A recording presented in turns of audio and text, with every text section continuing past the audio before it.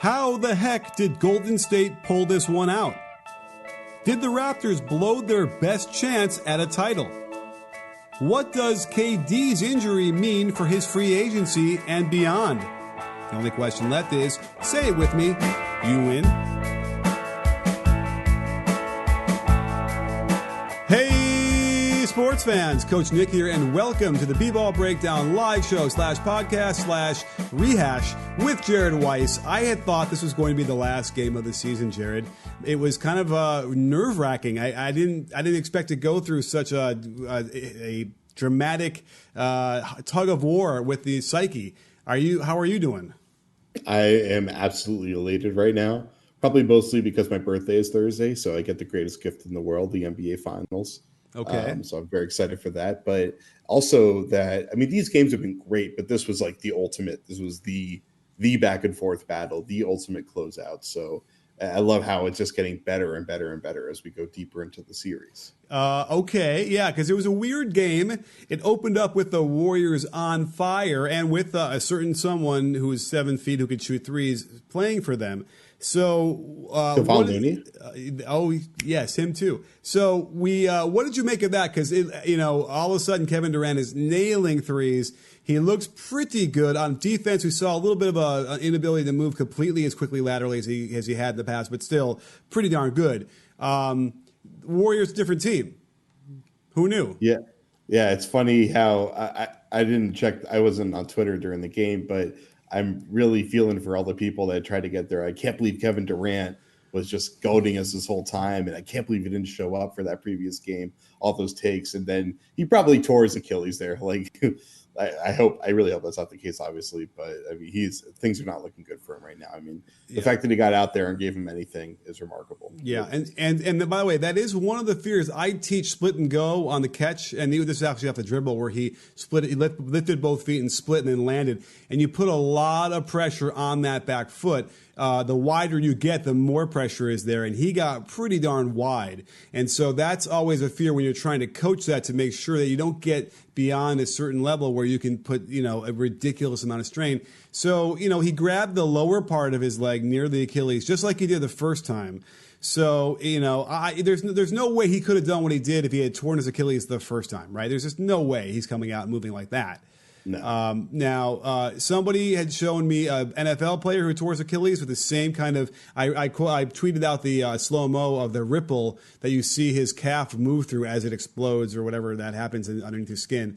And they also showed me an elite sprinter training and a beautiful slow-mo. I mean, it's gory, but whatever, of the same looking thing, and she completely snapped her Achilles. So I'm confused because then we see him walking with a boot, and we saw him moving. We saw him move to the locker room, and it wasn't completely immobile. So I gotta kind of have to say that it's still a calf thing. I don't know. Yeah, I mean, whatever. It doesn't matter. He's not playing. The likelihood of him playing is extremely small. And Looney, it doesn't sound very good for him playing Game 6. Warriors are going to have to do this with their core 6 there that they've got left. It's pretty apparent. And the problem they have is with Iguodala. He's the guy that gets in. Whenever he went this, I might do a video on this where we can study where he starts in the offense, and it kind of like guarantees he's going to be the guy that is open when they get the penetration and kick. Although the other reason why he's open is because his man is just crashing down the lane and leaving him open on purpose. But one time I remember he got the shot instead of, I want to say it was KD earlier on. They were kind of standing together. And I feel like they just needed to switch positions, and it would have been KD open there, and his man would have had to help a little bit. Do you know what I'm talking about? Yeah, this is a serious issue for the Warriors, in that obviously now with who they have left, they really rely on Iguodala. He only played 30 minutes tonight. They need him to play 37 to 39, I guess, in Game 6. But he's not willing to attack the rim. And we saw a couple plays in the fourth quarter where he got the ball and had a completely open lane that he would just be able to get basically a one-on-one situation in the paint. And he wasn't really looking for it. He was looking to dribble in across the lane and then pass it out. And the fact that he's so, conceptually removed from the idea of trying to score is definitely a major issue for them, because it just makes them a lot easier to defend. And you have Draymond right now who, I mean, he did hit a huge three in crunch time, but he's also kind of stuck in that same vein. And it's so strange to see, two guys who were just unstoppable monsters in the finals just a couple of years ago. Now we're like, they look scared to do anything with the ball. Yeah. Yeah, they need to do. I'm going to have to study the film too to see if I can figure it out, because we know that they have action that can mitigate the issues with their shooting. They can, they can do dribble handoffs and fake the handoffs and get in or whatever. Now Iggy, he had a couple pull-ups in the lane that are just ugly. His shot is broke. And I get it. And so that's the thing we never kind of factor when we're talking about shooting and analytics and everything, is the mental aspect of it. So, but we got to talk a little bit about the Nick Nurse timeout with 3 minutes left, because I got two texts, and now there's Sweetest Will is talking about it in the Periscope chat. I've imagined there's another one probably in the YouTube too. So the situation was, if make sure I get it absolutely right, Raptors were up by 6. They were? And he called a timeout with 3:15 left, and the Warriors down to 1 timeout. Is that right? They're up by 6? I don't remember them getting up that much. I thought that was what it was. Okay, so I'll check the play-by-play in a minute. So, now here's the thing. I get it. Like, they're on the verge here. Let's settle everybody down. Let's get everybody on the same page and whatever. But I suppose the argument is that it definitely will interrupt the momentum, and it gives the Warriors a chance with an extra timeout to kind of get everything settled. Now, it looks like we lost Jared for a second there. He's on hotel Wi-Fi, so I guess it's going to be me for a minute, but I'm sure he'll be back. So let's keep this going, and I'll turn to more of your guys' questions because I want to get them anyway. So, Jared, come back to us, and we'll continue this conversation. Since Jared isn't here, I want to tell you about something a little bit personal and, embarrassing. Have you ever tried to shave your, let's try it this way. Imagine you've got 2 basketballs in your hands, and you're really concerned with keeping them smooth so they're fresh when they bounce. Okay? Well, sometimes you might nick them and they don't bounce right, and they really hurt when you try to score. Well, I've got the solution. Manscaped. They've got an electric trimmer called the Lawnmower 2.0, guaranteed to keep those balls smooth and nick-free. No snagging, no scene from There's Something About Mary. For God's sake, don't use the same trimmer on your face as you're using for your basketballs. Everybody knows that to dribble properly, you need good, clean, fresh balls in your hand. And if they get too smelly or cracked, Manscaped has the crop preserver that will keep those balls smelling good and moisturized. Right now, you'll save 20% plus free shipping and a free leather travel bag that is simply awesome with the code BREAKDOWN at manscaped.com. So don't get caught holding your balls in your hand without Manscaped. And make sure you tell them Coach Nick sent you by using my code BREAKDOWN for 20% off at manscaped.com. Over in the YouTube, what do we have here? Ingrid Santos thinks it was heartbreaking. Well, it wasn't. It was heartbreaking, especially because if the Raptors are going to win the title, it would be nice to do it in Toronto. I remember when I was a Bulls fan back in the day, going to all the Bulls games in the 80s and the 90s. I remember they won. They won all of them on the road, except they won the Phoenix one, and they won. Maybe the Portland was the one that they won at home in Game 6, but the other ones were weird when they were on the road. So it's nice when they're home. Let's see here. Refs tried, but they couldn't get it done. Do we all feel like the refs were that bad? I mean, I know I complained about some calls on Twitter, and it didn't feel like it rose to the level of Game 3. But let me know what you guys think about that. I might have to scroll down to the bottom here and see what we have in real time. And by the way, here's the thing. Let's see, Coach Nick, why did the refs not call any fouls on Kawhi during the first quarter?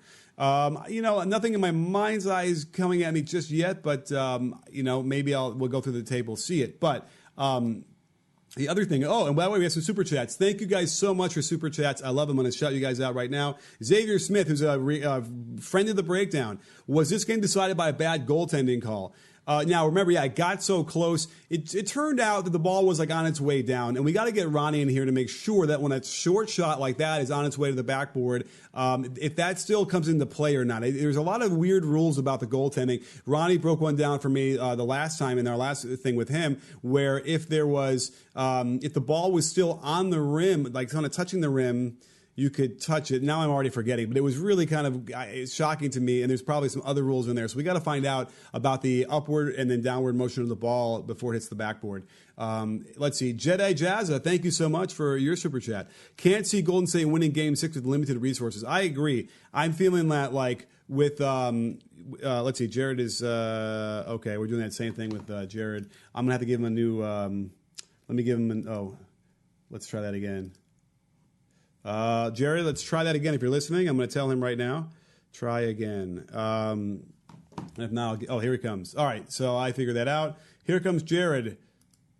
I'm back, baby. Wow. Okay, thank goodness. So what we were talking about was the Warriors winning Game 6 with limited resources and how Jedi Jazza in the Super Chat doesn't feel like he could do it. And we got one more Super Chat I want to get to before we get too late. The Pioneer. Assuming KD and Looney for good, what chance do the W's have? So yeah, KD is gone, Looney is gone, right? I don't think he can go again. Yeah, they've got 6 or 7 players tops. What's going to happen here?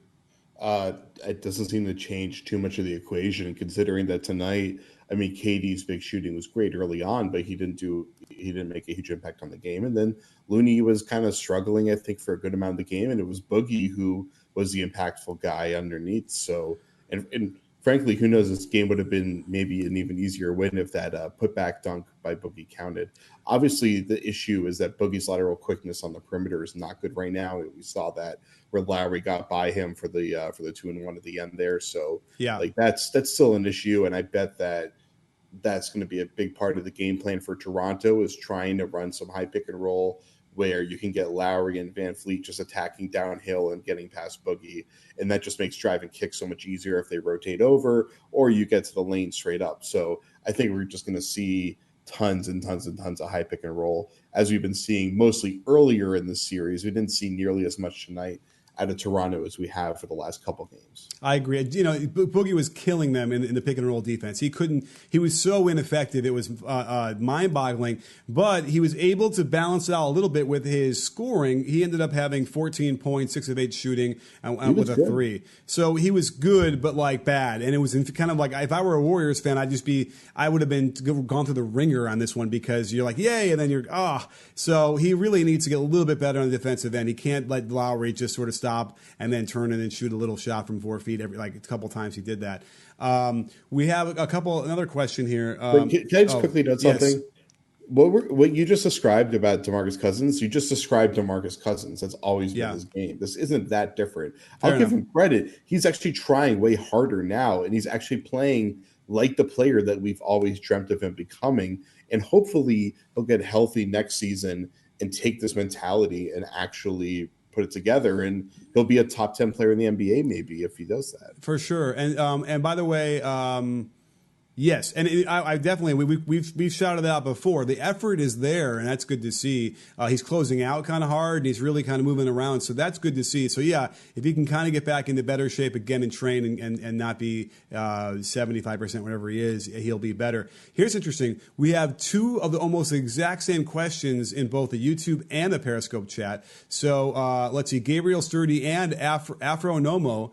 Both basically say the same thing. Can you talk about Boogie Iggy Cook rotation cycling towards the end? It's got to be the same guy because it's the same exact question. Now, they missed it on one. Okay, so here's one interesting question. There was a goaltending call, and they were able to sub in after that, which I don't believe is legal, but it was a review.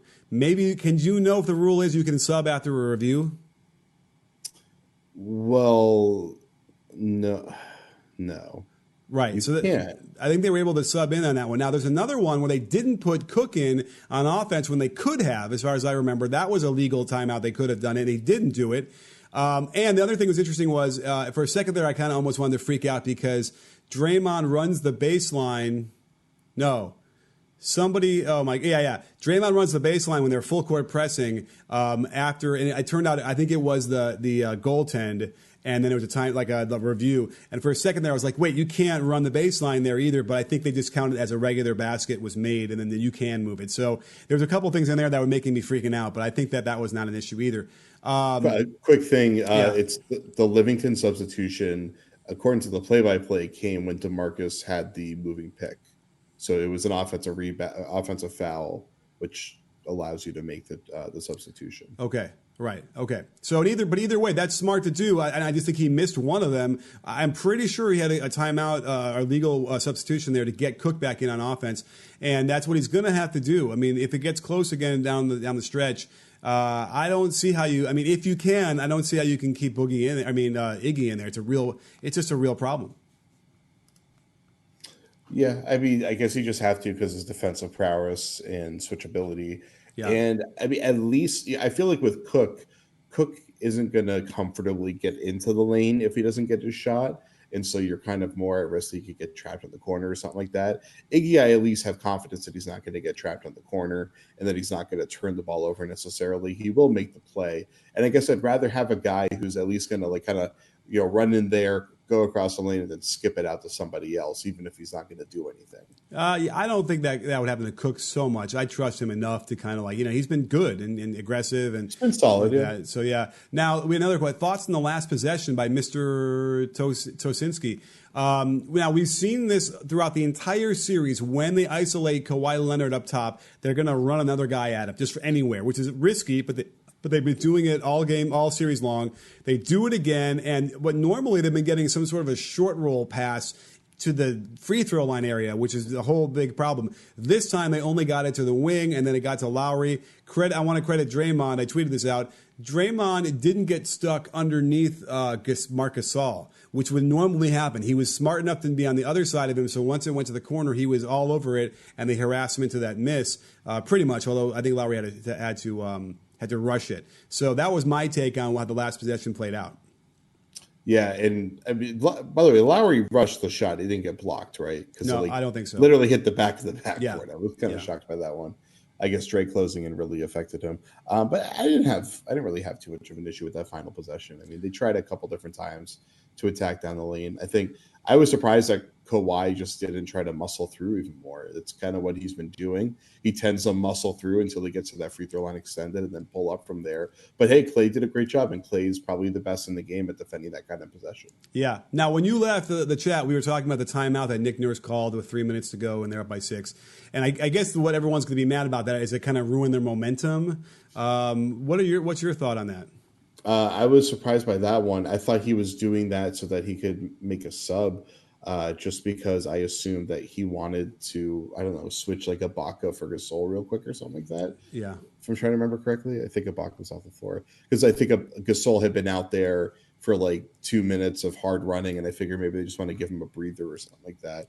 But yeah, then it gave Golden State a chance to get Cook in there for Iguodala, and then I think that was the one where Kawhi missed the 11-footer, and then Klay got that 3 to make it a 3-point game after that. And that was like that perfect possession that Golden State, where they had, I'm trying to remember. Yeah, Klay hits a 25. That was where they snapped the ball all the way around the horn, and Draymond had that perfect like quick pass to get it to Klay. And Klay just up faked the defender out of the way and buried the shot. I mean, that was like quintessential Warriors. That was where they won the game right there. Was really having that momentum swing for them. So fair enough. There was no sub, by the way, after that timeout. Yeah. Well, I mean, the play-by-play showing Cook. So I'm sorry, Cook entered, but nobody for the Raptors. So Nick Nurse didn't do that to get one of his guys in. He did it and allow the Warriors to have a good a better offensive player in. That Klay Thompson 3, because we saw earlier where he like half faked the shot and then tried to throw it up, and he got nailed and they didn't call it. So you know what? I mean, okay, I'm now starting to remember some of the really bad calls. But that's the kind of shot. It's got to be a shot fake sidestep shot, shoot the 3. And because he never would have made that one that he got fouled on anyway. So that was good to see Klay make that adjustment and he just cold buried it. I can't believe it. I was convinced, that 6-point lead, that was it. They were going to win, and it was going to be a celebration in Toronto like we'd never seen before. So, the Klay Thompson cuts it to 3, but then we can't ignore Curry's. Curry hit the tie. What happened? Curry hit the tiebreaker. Yeah. Wait, remind me what that one was like. Oh god, I'm trying to remember that one now. Was that the one where he came off of on the left side and going to his right? Yeah, And yeah, I okay. think so. Yeah, I think that was the onion shot. Yeah, because that was like they ran a great play, and they've been running Curry down a quick, like, you get rid of the ball and then curling back around a pin down. This was on the left side of the floor, so it's a little bit harder because you're now going to your right and you're having to rotate in the air. I don't know if the net barely moved. I mean, that was just like, I guess that's why you have Steph Curry on your team. Did I just blow your way? Yeah, and by the way, you actually, let's see. I'm just getting some updates here. Nick Nurse just said that he heard something on the court that Kevin Durant tore something. Bob Myers is about to address the media. So okay, well, keep your eye on the Twitter. We'll break the news here. Could be the Achilles moment. Or the calf, but yeah, I mean, yeah, I just don't know. We saw him do it in the locker room. I just didn't seem like it was Achilles, and I don't think you'd have a boot on and walk like that. You know what I mean? If you tore the Achilles, he'd be on like, well, he was on crutches, but I feel like he'd be on in a wheelchair. So I don't know. I'm confused. So Durant just posted this Instagram. Cover your ears, children. Dub Nation going to be loud as fuck for Game 6. I'm hurting deep in the soul right now. I can't lie, but seeing my brothers get this win was like taking a shot of tequila. I got new life, LOL. #Dubs. Okay, wow. Did not say #Knicks at the end there. Important to note. Okay, good, yeah. All right, and then didn't say #I'm in. But, okay, the Pioneers, another super chat. Thank you so much. Friend of the Breakdown, who's been with us for a long time. Is it me or does Kawhi never get traveling calls? So we'll go back to the Durant thing, because keep your eye on the news. Here's what I think. Kawhi Leonard is the best player in the NBA. I think what he did down the stretch. Now, the problem is they didn't pull it out. But he made the right play, and he's been passing out that double team every time. I don't know what he could have really done when you got Iguodala rushing at him with, I think it was Draymond on him at the time, I think. So, or maybe it was Clay. But what he did down the stretch was amazing. And I think part of the reason why I want to argue that he's the best player in the NBA is because he gets away with so many damn travel calls. You know what I'm saying? Well, did you think the little pirouette that he did in the open court was a travel? Steve Kerr almost got thrown out of the game for it. You know what? I didn't even pay attention to what Kerr did. I need to go frame by frame, but yes, it looked like ridiculous. And that was the Danny Green 3, right? Yeah, I think so. Yeah, right? I think they get a 3 out of that from Danny Green. He kicks it back out. But no, there's another drive on the right side when he went to the basket and did a right, left, right, dragging or something garbage. And I think he makes that shot, or I think that should have been travel. So and there's probably a couple other ones. But that's the point. He gets away with those. That's why he is the best player in the league. Those are the calls the best player in the league they get away with. So by the way, another quick all the big stars to have that exact same advantage. It's not a unique thing that he does. James Harden has his BS. LeBron does that all the time. Yeah. I mean, LeBron travels constantly and they don't call it. Russell Westbrook, same thing. Giannis. I think Giannis and Kawhi are probably the most similar in that they could take these huge long strides and the foot is just going to shift because of how long of a stride they're taking. Right. I don't have a problem with that. I think it's when they get away with kind of abusing the pivot rules and the Euro step rule. I think is when I think it should be called a little bit stronger. But he's playing on the same playing field that all the other superstars. Yeah, but he doesn't do. He is different. I think he abuses the pivot foot like you're talking about. That's what's different about Kawhi. I mean, he also just pivots way more than anyone else. He's the only guy besides. I guess Giannis does it a lot too. But Kawhi will drive hard, stop, and then pivot multiple times. Yeah. He had another one I need to go over with Ronnie too. If we can get him on. There's a one instance when you do a jump stop where you cannot pivot afterwards. And I'm pretty sure he did. And I've seen Kobe get called for it every once in a while. And it's a subtle thing that we did actually in the video last summer. The 4 calls you always get wrong. And this one was dribble, in the air, land, right? So dribble, gather, hop, jump stop, and then you cannot pivot. If you go dribble, jump stop, gather, then you can pivot. You can follow that sequence. And I think he might have gathered it and then landed or gathered, jump stop, and then pivoted. We got to give a shout out to Gigolo Puff, who's out there moderating the chat again, always. We have Vuno, Vuno Vdu, all the way from England, it appears, with a super chat. Thank you. Bell was terrible. He's not ready for this. Ideas? Question mark. Well, here's the thing. Bell played, I want to say 4 minutes. Am I right on that one? He played 4 minutes. Where are you? Yes, and he made a bucket. He had a really bad defensive play, and they yanked him right away. And that was the one that one thing that's going to kill him. He didn't move in the direction of the ball as the ball was being driven to the baseline, and let his man cut in, I think, behind him for a layup or something like that. And he knew it. Kerr knew it. Kerr called a timeout right away and got him out of there. So that was probably one of the timeouts they could have used later in the game, but they didn't need it. It ended up being okay. So your thoughts on Bell? I think he just used Bogut for 4 minutes in Game 6. It's like whatever. I think it's inconsequential. I agree, but I do feel like there was at least one good question. I'm using a high-tech methodology here. Yeah, I just want to show everybody this. This is Draymond Green blocking the final shot of the game. Okay. Oh, we're gonna go full screen for you on that one. Blocking. Yeah, he did get a hand on it. Good. He did get a hand on it. Yeah. So incredible play. More reason for me to want to give him credit for getting on the right side of Gasol. Because once you get to a certain point where the shot clock or the game clock, you can't. They don't have time to get it to Gasol, so you can kind of cheat on the outside of him, knowing it's going to go to the corner instead. So really, Draymond kind of really frustrated me. The technical foul he got, he wasn't playing well, and he poor defense in crunch time too. He screwed up on several rotations, let the drive get by him, trying to rotate over from the weak side. I mean, he screwed up multiple times there. Yeah, absolutely. So, that he was a frustrating player to deal with all series long. And you might feel that same kind of frustration when trying to find the right things to wear. I know I'm constantly looking for clothes that are really comfortable, but are also stylish to wear out as well. And at Rhone, I finally found the one place for premium activewear that is engineered for unparalleled quality and comfort. Slip on their Spar crew neck and you'll know exactly what I mean. It's ridiculously soft and has stretch to it, making it seem like it was designed exactly for you. Do you consider yourself a modern man? Well, Rhone has something for you for every occasion. Their selection of premium shorts, shirts, tank tops, socks, and swimwear has you literally covered for every situation, and they're perfect for the office or the gym.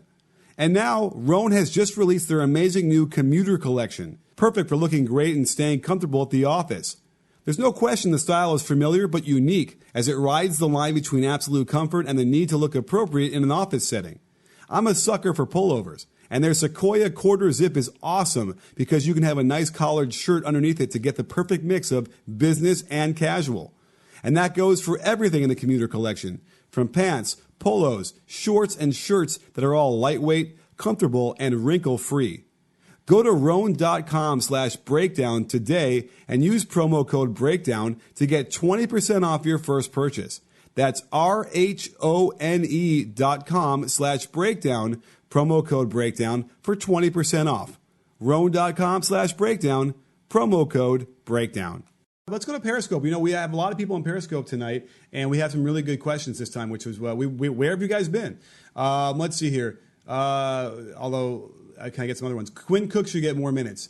I agree. He got, I want to say 12. Let me flip over there again. Quinn Cook got 12 minutes, 3 points. I think he's going to get like 25 minutes in Game 6. I think he's established that he's way more valuable offensively than Livingston. Livingston can sometimes be valuable defensively, but is giving them nothing on offense. Yeah. And then with Durant clearly out. By the way, Steve Kerr said there was a tragic loss tonight, so I think it's pretty apparent that Durant tore something. So no Durant, probably no Looney, so they're really only going to be down to like 1.5 rotation bigs. Going to see a lot more quit. Yeah, and Bell is going to have to give them another 4 minutes, I think. I mean, we'll see. Maybe Bogut can do that too. But yeah, I think Livingston only played 16, so it's not like they can cut his minutes to 12 maybe, and then flip it and give Cook the I don't know if he can get to 25. He'll probably get to 20, I imagine. And they're going to need those, and he's good. They're going to need to do what he did, which is just another threat out there, even off the dribble a little bit. Last possession, Danny Green was wide open from Leo Balayan. He probably is on the other side. It would have been really tough because once the ball got to the left wing and the clock was really short, right? I don't think they were going to be able to have time to get it back over there. Yeah, I mean, Fred made his drive and then just kicked it to the near corner. Yeah. That's all you can get at that point. They were running out of time. So Ibra94 wants me to bring in Ronnie for at least, we have 2 days before the next game. I can do a court call with him. Does everybody agree? They think were there enough calls we have to go through? Because, listen, the other ones have been really popular, so I'll love to do it if you guys want me to do Ronnie, it. Yeah, do it. I want to watch it. Do it for me. I want to see it. It's right. Ronnie Nunn. It's for God's sakes. There's no reason not to do it. There's always going to be something to go. Well, maybe Ronnie's watching, and we'll get him in here. Honestly, I'll get the bat phone out. We could do a 20-minute video just on that one big Kawhi pirouette move. That right there alone is worth the video. Yeah. All right. Well, yeah. I'll outsource get the list for everybody, everything they want to see. I just got a good one from Brandon Witten. Says, talk about the Toronto fans cheering when Durant was injured.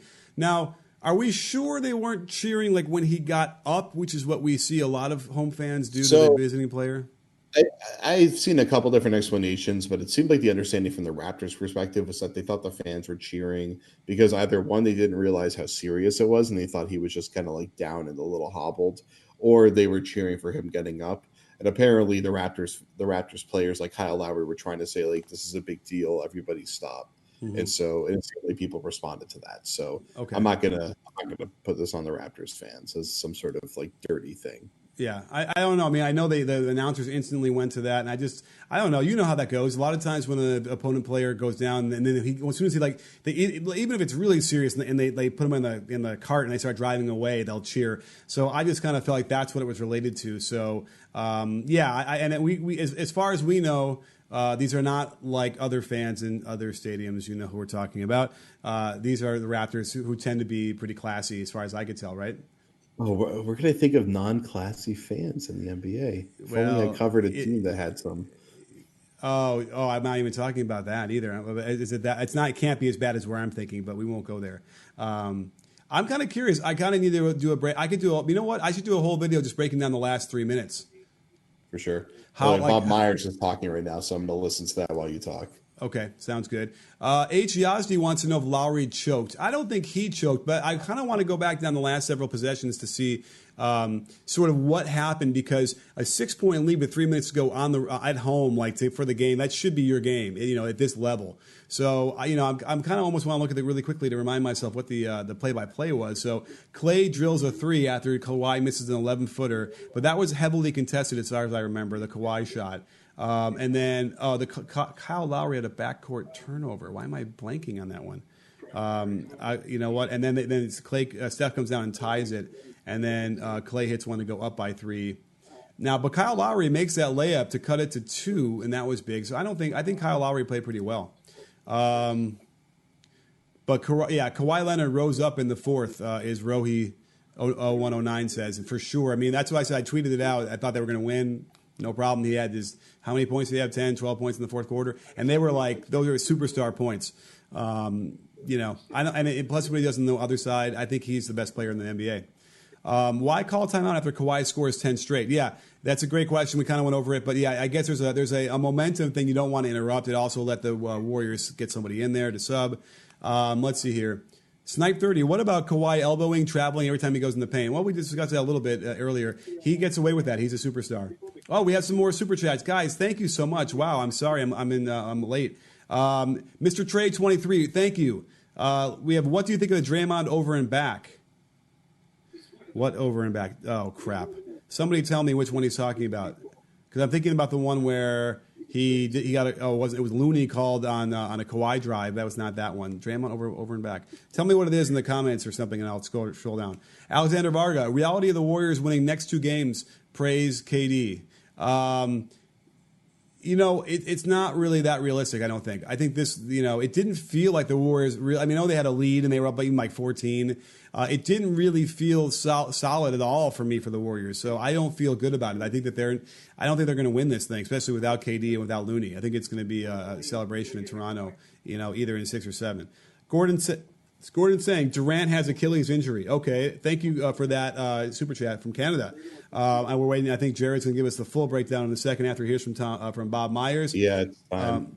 Yeah, and I could have almost piped that in if I had my TV still on, but I can't. Steph Thompson, excuse me. Thank you so much. Klay Thompson considered a top 5 after this. Top 5 in the league. Jeez, I don't know. He is still like the shooter guy doesn't dribble and get to the basket real well. Doesn't really pass. That's not his thing. So he's not really well-rounded enough for me to be top 5. Ciova, another super chat. Thank you. Cousins had a fourth quarter meltdown and Warriors won. Yeah, I don't know. I thought Cousins was okay. His defense was terrible, but then he had that tip that didn't count, and I guess we shouldn't have thought that counted. But yes, Blue Diamond Gem again. Thank you so much for super chat. Is Golden State Warriors management responsible for making KD play? I would have to say no. I would be. That's where I'm jumping in. All right. Well, okay. Well, I'm just gonna say no. I don't think he's responsible. I think KD was like, I'm gonna give it a shot, and they were like, okay, sign this waiver. No, anyway, Jared, update us. What did Bob Myers, the GM, say? That was one of the most remarkable press conferences I've ever seen in my life. What? Bob Myers was just crying on the podium. I'm kind of shook right now. I need to compose myself. That was crazy. He basically revealed that it looks like it's an Achilles tear. He said it's an Achilles injury, and they're going to get an MRI tomorrow. Didn't use the word tear, but obviously considering all the evidence we have at this point, that's what they're suspecting. Myers was extremely shaken, trying not to cry. It seemed like he was crying. He was really, really shaking. Gave a really vociferous defense of Kevin Durant as a person. He said that anyone who thought that Kevin Durant wasn't doing his all to give his all to the team were completely wrong. He said that Durant is the most misunderstood person, and he's an incredible person, and it was really devastating to watch. It was a beautiful defense by Bob Myers. And, considering all the speculation that Durant's going to leave Bob Myers' team against Bob Myers' wishes, and to see Myers just clearly caring so much for him, it just shows it reminds you the real relationships that these people have, and how the media pressure and the narratives can put so much pressure and heat on what is truly a close friendship and important relationship. And it's a pretty remarkable. But so it sounds like KD could have an Achilles tear, and that's obviously, and it's not really clear, but it kind of seems like what he's saying is that he maybe didn't have an Achilles tear and did tear his Achilles during this game. And you think about the consequences and the sacrifice that Kevin Durant just made. Yeah, we know how serious that Achilles tear is. Just look at his teammate. For that to happen to him when he's about to sign a massive max contract, whether it was going to be a 1-to-1 or this probably changes Durant's free agency plans. Maybe he wanted to stick with a 1-to-1. Maybe now he's telling teams I want a 4-year or 5-year deal with the Warriors because he wants security. I don't think anyone's going to offer him a 4-year deal now. Is he 30 or 31 now? I forget. He should be 31 by now, right? Yeah. And by the way, this doesn't have to be an end of the career thing anyway. At this point, we've seen people can come back, but it's going to take a year. It's going to be rough, and that's why what. Yeah. Now, but that's another problem is he probably hasn't come back next year. We don't know, but you know what I mean. Based on Boogie's timeline last year, and Boogie, let's be clear, Boogie was in much worse shape and it was much heavier than KD. KD is very light for his size, so that does make a huge difference. But Boogie didn't he do it in February of whatever, and he came back like January, like the next year? Yeah, exactly. So 11 months, and maybe it's better. So no, he's not coming back for the first game ever to play next year in the third round of the playoffs, right, or whatever that's going to be. So and hopefully it's not a tear. Hopefully it's some sort of severe strain. There's different degrees of the stuff, so hopefully it's not as serious. But it sounds like KD made the ultimate sacrifice just to try to be there, and that story is going to be a remarkable story in NBA history. Yeah. Well, we'll see. I mean, or a guy who is chasing the GOAT status. By the way, I mean he's not at the front of the conversation, but he's on that path of chasing it, and and this could completely derail it. We'll see. Yeah. Well, we'll see. All right. Well, let's get to some more questions here. Let's see. Somebody wanted to talk about Nick Nurse's coaching and how terrible it was. Did you feel like besides the timeout, nothing really struck me as being like, wait, what are you doing? This is ridiculous. Nick Nurse was the greatest coach in the world as of 3 days ago. I mean, come on. What he's pulled off is incredible. They didn't play as well. Actually, I don't think the Raptors didn't play as well. I think that Golden State's defensive transition defense was just way better than it has been. Although it was really bad in the late fourth quarter when Kerr lost his mind when I think it was they let Norm Powell through Yeah. completely untouched on a kickback or to the Oh trail. wait, wasn't that the Kawhi pirouette? Yeah, That was the Kawhi. was So it? yeah. I think Yeah. he almost travels and they kind of give up and no one was back to stop him and he dunks it from a step inside the free throw line. Yeah, that's what it was. Yeah, that was not good. So So yeah, they're still off, and Dre is off. He's not making his reads. He's not playing defense nearly as well as he was like a series ago. I mean, wait, who are we talking early, about? Yeah. Draymond was like still the best defender in the world through this playoff run, and I was doing. I mean, weren't we having the greatest defender of all time conversation about him? It's been Oh, so strange in the last few games. I think he's just been really all over the place. And of course, he did have the game-winning block tonight, but like he also had probably four really bad defensive possessions in the last like 7 or 8 possessions of this game. right. And I'm pretty sure he missed the rotation on that one. And then just the communication isn't there. Yeah. And I don't know why, because it's not like it's completely different personnel. I mean, I know Boogie is a late insertion, and Boogie's missing a lot of these rotations, a lot of these help assignments, but like it generally is the same personnel they've been rocking with all year. So Yeah. I don't understand why they're missing so much. Right. Maybe you can get hot on defense too, and you get cold on defense. I don't know. You definitely can. Mr. Trey 23. Okay, I'm sorry. When I read, what do you think of the Draymond over and back? I was thinking of over the back, like a loose ball foul. But you meant when he stepped behind into the backcourt. So, Yeah, that call was correct. well, his Yeah. foot was in the It line, so he wasn't had to any, call that. there wasn't any contact with Danny Green. Yeah, He didn't get punched. someone wants to argue that he was pushed, but I don't think he was pushed. I think it's bad footwork. You have to have a better footwork and better balance when you get that close. But it was really just that was when you think they're going to absolutely lose because it's like that's a terrible high school play, right? You cannot step in the backcourt, at that crucial juncture when you're that close. And also you saw they took way too long to bring the ball up. And then they got really close to the 16-second, the 8-second call, which is the reason why that got screwy too. But I want to give as much credit as I can to Marc Gasol because he jumped Curry in the backcourt really athletically, like really quick. It caught him off guard, and that's what started the whole chain of events that ultimately led to them stepping in backcourt. So Marc Gasol, doesn't get the credit because he's far enough away from that play, but he's the one I think that actually caused the panic and got it going. So I want to make sure he gets enough credit for that. So I think after another classic game for Marc Gasol now, how far do you think Toronto would have got if they never made that trade for Gasol this year? Oh, I mean, it's funny because there have been moments where like, Gasol, why is he there? But without question, he ignited the offense. I mean, we know down the stretch or the last one since he got to the Raptors, they were the number one offense, I believe, right, number two at least. And they were probably pretty good before that anyway. But like he unlocked some things, and then defensively too, he's been huge. So without question, what he does, and it's funny because we still complain about some of his game and he could do better, this and that, whatever. But you know what? The guy's a winner. The guy does plays that help you win. Now, what's interesting was I took a note of this. At some point, let me get it at my notes out here. Here it is. Okay, with 8 minutes left in the fourth, it was the most crazy balanced scoring you can imagine. Listen to this. Gasol 17, Siakam 12, Kawhi 14, Lowry 16, Ibaka 15, and Van Vliet 11. Now, I think, and ultimately what it turned into was Siakam 12, Leonard 26, Gasol 17, Lowry 18, and then Ibaka and Van Vliet didn't change either. I wonder how many times we've had finals games where you've had 1, 2, 3, for 6 people in double figures. I don't think there's that many. Can we find that out? I'll try to. Can we crowdsource that? Can someone tell me? Because that's incredible balance. And then you look at the Warriors, and they had they had 1, 2, 3, 4. Look at that. They had 5 guys in double figures. So they got because the Boogie contributed so well. And if Iguodala could actually shoot some open shots, he would have been in double figures. So who knows? But it definitely was crazy balance, and that's sort of the key here. What they do. We have some more super chats. Thank you. I mean, listen, guys, I can't get over this. I go into my house. My wife is sitting in there, and I'm like, I just can't believe that we're like people are giving us super chats. It's amazing. Thank you so much.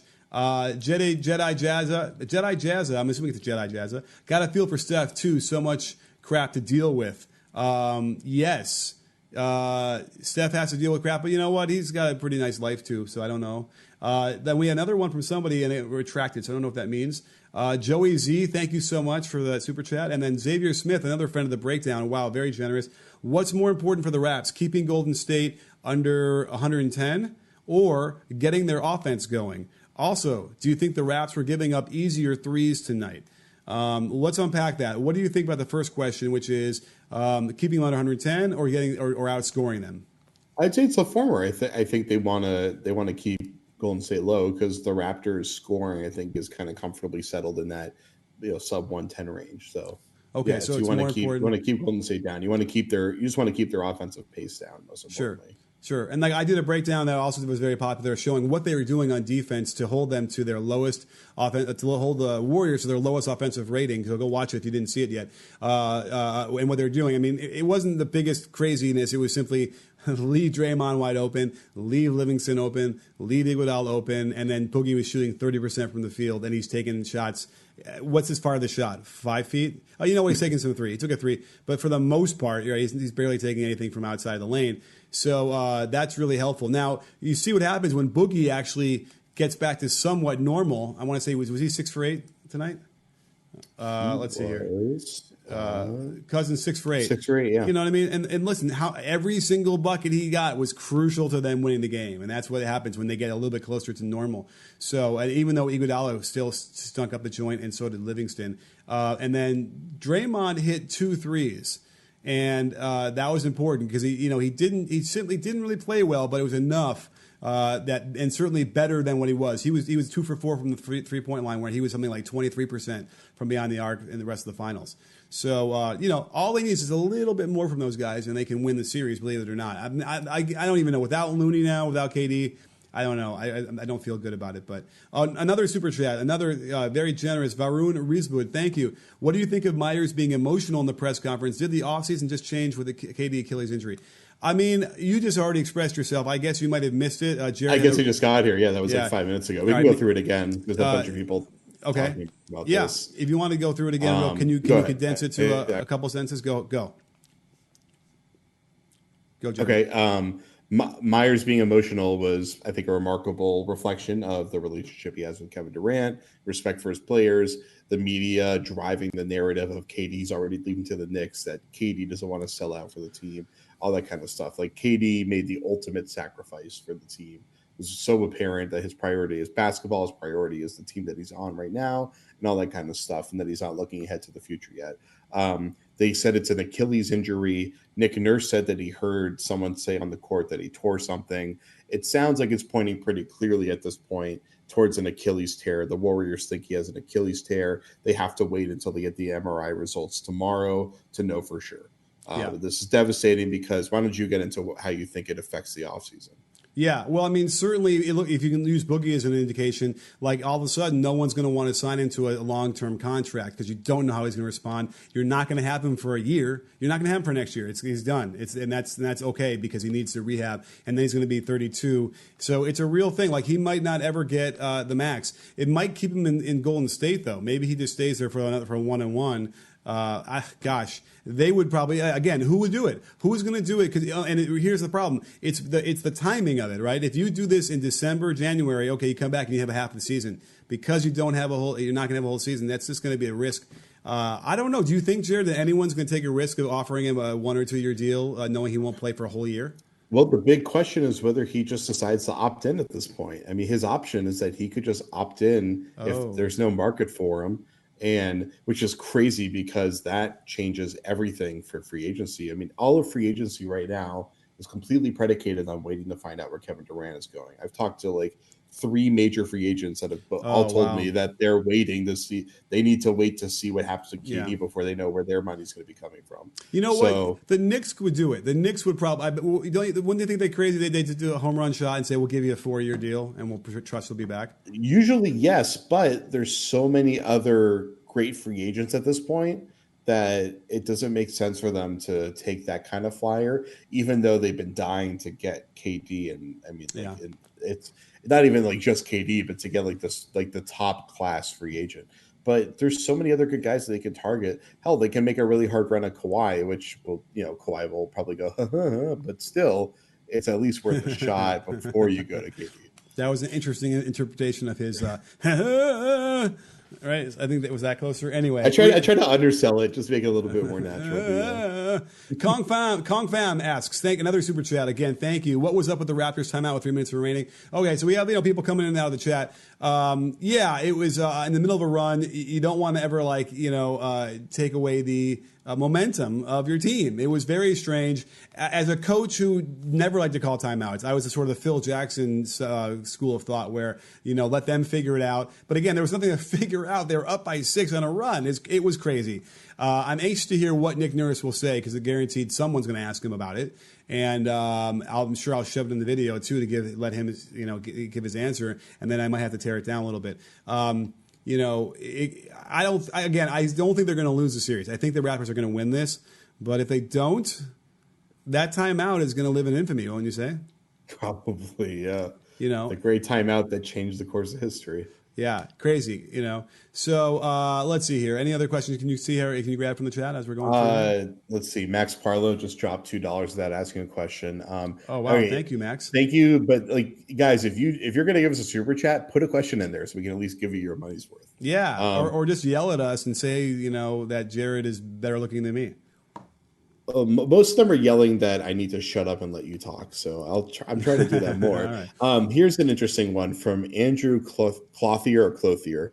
I like Clothier better. Coach Nick, love to hear your thoughts on, and just one thought, not thoughts, on Curry not really being able to carry the team without Durant when he has done in the past. What has changed? Well, he carried the team the other day in Game 4, right? Like 45 points, and he, didn't win. But maybe he means carry and then to the win as well. Curry looks lethargic to me.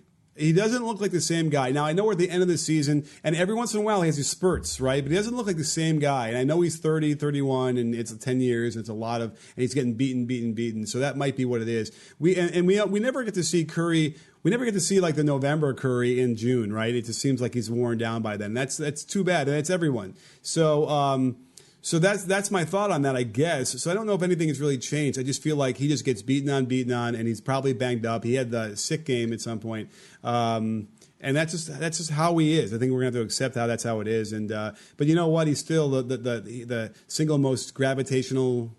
What's the word I'm looking for? Gravitationalist force. He has the single most profound gravitational force in the league, bar none, and that won't change for a while. So I think. Here we go. Max Parlow is back to us. Call timeout and drop a play for Kawhi at the end. Okay, here's a good question for that. So here's what Nick Nurse should have known. He should have known that if they put Kawhi out on an island out top, they're going to run another defender at him.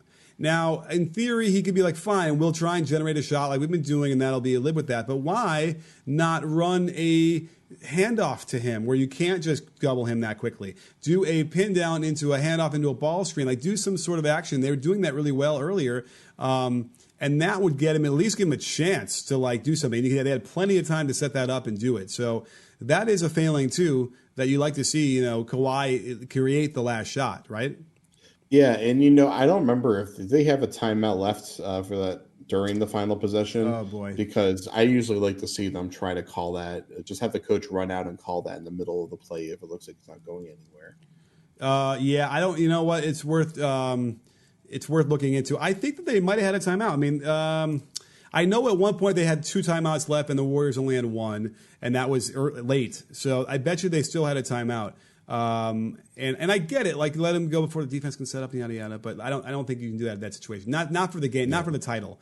For the title, you call timeout if you have it and you set it up and don't risk whatever. Now somebody else asked it somewhere in here. What do we think about Siakam not being in? And it was probably somebody else too. I'm thinking, but Siakam at least was not in the last play. Did you recognize that? Did you notice that?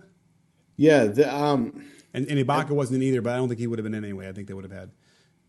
Oh, here it is. Nate No Snap asked that. Okay. Yeah, that was definitely a little bit. I mean, this wasn't exactly Siakam's night, right? But he, I mean, they put Kawhi in for him at the 9-minute mark, right? Okay. And then I don't think he got back on the floor after that. which is Okay. definitely surprising. And I don't have the lineups in front of me, but Norm Powell played like a pretty big chunk of the fourth quarter there. It seemed like all of his minutes pretty much were in the fourth quarter, and he played really well. And they were running well with him out there. And I think that was probably a big part of why Nurse probably called that timeout, was just, at the 3 minute mark, was just that they had been running so much. He probably just wanted to give them a breather, even if they were on that run. He didn't want them to lose steam, and all of a sudden Golden Right. State just like claps back with a couple threes. And unfortunately, that's exactly what happened, because he called, even in spite of him calling the timeout. Yeah. So It's so funny because as a coach, you're so tempted to do something. And I remember when I used to coach, when I was an assistant, and my mentor would be like, and I'd be like, maybe we should. And he goes, no, we're on a run. Don't do anything, and it's so tempting to do that. And sometimes you get hurt with that. Real quick question notice about the one why Lynn isn't in there, Jody Meeks. It's like you can't expect them. It's just you're going to set them up for failure. They don't play. They haven't played at all. You're going to throw them out there in the Game 6 of the NBA Finals or Game 5. It's just not. It's a recipe for disaster. And they don't need it. They had the game. They had the game. And I got to go through. I know there's some subtle stuff in there in the last 3 minutes that we're going to notice that really cost them the game. And I'm like kind of blanking right now about what was going on, because I almost have to go by the play-by-play. We'll see. Well, I mean, certainly what we know is a shot fake sidestep 3 dagger, and then another Curry quick release off a pin down. I mean, those are just, what are you going to do? I mean, it would have been nice for the guys guarding the screener to like step up, but then that causes a problem because they can hit the pocket pass. But it's probably preferable to letting them get that chance to do it. Because, by the way, Curry, I mean, let's see, how do they shoot? First of all, they shot amazing, right? They were 20 for 42 from 3-point land, and they won by 1. So the Raptors should feel really good about that, because the Raptors were 8 for 32, 25%. So they got outscored by 12 threes, okay? And they lost by 1. Let that sink in for a minute. 36 points they were outscored by the 3-point line. That ain't going to happen. I mean, they're going to lose every game like that, but not by 1. Like that, normally you get blown out and it's not even close. So that should be another good indication that the Raptors should be doing now well. Now, is there anything in the box score that you see, Jared, that would indicate to you why it ended up being close? Well, I mean, exactly what you're saying. The true shooting percentage on 3-pointers between the Warriors and Toronto was almost double. Okay. It was insane. It was just that, yeah, they were just getting so much more out of it. So is there a number you can point to on the box score that can say, oh, well, this is why they end up making it close? Turnovers? No. Main reason is that the Raptors got to the rim almost twice as much. They had 33 shots and fouls drawn at the rim, just to 19 by Golden State. And I'm seeing, just looking at the shot maps, I'm seeing, I think, about 1, 2, 3, 4, 5, 6, 7, 8, 9, 10, 11, 12, about 12 fouls drawn in the paint by Toronto compared to just 2 for Golden State in this game. And you can see in the free throws, so 27 free throws to 14 for the Warriors. They didn't shoot great from the line. I mean, they made 21 of them, but they outscored the Warriors from the line by 11. So that's one other reason that helped them. And then when you get double digits there, that kind of helps as well. So that's an indication there that they can keep close. But on the flip side, by the way, the Raptors certainly cannot afford to get outscored by that much in the 3-point line ever again the rest of the season. Like, if they do that, they're going to lose every one of these games.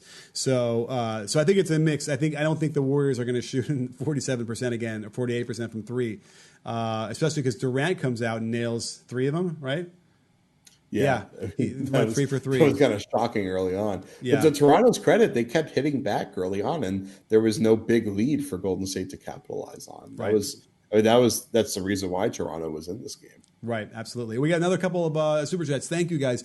Javi Baez El Mago. Nice. That's a lot of references we got there. It's good stuff there. What are the chances KD opts in now? Well, he must have just missed it a few minutes ago. Jared, you're on top of that. Well, I don't know. You didn't really put it in what chance that is. Is it 50%? Is it 75%? What do you think? If he has a torn Achilles, I would give him a 75% chance of opting in. If it means he's going to miss the entire season, I don't think he's going to get the contract. I think it makes more sense for him to come back and demonstrate that he's good to go, and then get himself a big. But how does he demonstrate it if he doesn't play all next year? Well, I mean, he can at least do his rehab process and maybe get back at some point during the season, or at least have something that he can work off of. But right now, it's a complete unknown. While I think he can at least have a rehab process that demonstrates that there's something there. So, Okay. you know, at 75 is too strong. I'll go with 50. It just I think you're right. I think he would do. I think that's what they're going to have to do because again, we'll see. Unless someone's going to knock him out and offer him a max, deal, then he'd have to sign that, right? Or they could offer him length. Maybe he Right. does. I mean, I can't imagine he doesn't Right. get a max. Well- Even I would guess that a 31 or 32-year-old Kevin Durant recovering from an Achilles tear is still probably worth the max. Well, what about this? Did the Warriors offer it to him? As a thank question. You, as a whatever. I don't know. That's interesting. Hey, maybe is Bob Myers crying partly because he knows he needs to offer him a max now? I don't know. Andrew Zhao. What did we decide that was going to be, Jared? Zhao or Zhu? Zhou. Maybe Andrew, you can tell us. It's Joe, right? Oh, Joe or Joe. Andrew, tell us what it is in the regular part of the chat. I'm watching for it. Is Toronto better now than versus Milwaukee and Philadelphia? I think they're playing their best ball for sure. Now we're getting Chow, but that's not from Andrew. Andrew, are you still there? You just were here. Let's see here. They're playing their best ball without question. I feel like they're kind of they're firing on all their cylinders now than they were. I'm trying to think of it seems like 6 months ago when they played Philly. Okay, he says it is Joe. I was right. Gosh, good for you. Someone else is saying Chow, but they're spelling it the same way. The whole point is you need to spell it a different way for us to understand how it's supposed to be pronounced. Thank you, Andrew Joe, for letting us know. Yeah, so thank you. Gigolo Puff is on all these spammy things, so that's awesome for him. Thank you. Well, listen, Jared, I think we're getting to the end of this thing. Yeah, Toronto playing their best ball in the finals. I mean, it's been an all-time memorable run just to see a team continuously getting better and better and better as the season goes on all the way to the end. Yeah, it's really been spectacular. Shout out to made me laugh. Tyreek Sharp said Nick Nurse blew a 6-point lead. That's good. So anyhow, well, listen, I'm so excited that we get to be back together again for at least one more game as a post-game show, right, Jared? That's right. It'll be on my birthday, actually. So it'll be a great way to cap off my birthday. All right, great. Well, then I got to get to work here. I got 2 days to do at least 2 videos, and thank you so much. I don't know if you've noticed, Jared, but people have been flocking to the channel never before. I've never had this much traffic going on ever in any of my years. So thank you guys. Because we got the best post game show in the business. That must be driving more people. I don't know what else to explain it. So, Osmar Zuniga, another super chat. Thank you very much at the end there. Not a comment, but just a little hat tip for us. So thank you. And guys, I guess Jared, thank you for staying up late with us. Everyone else, thank you for staying up late. Hell, maybe early in Hawaii if that's where you are. But either way, awesome stuff. I don't know what else to say. Is there anything else you want to grab from as we sign off here, Jared? Prediction for the rest of the series.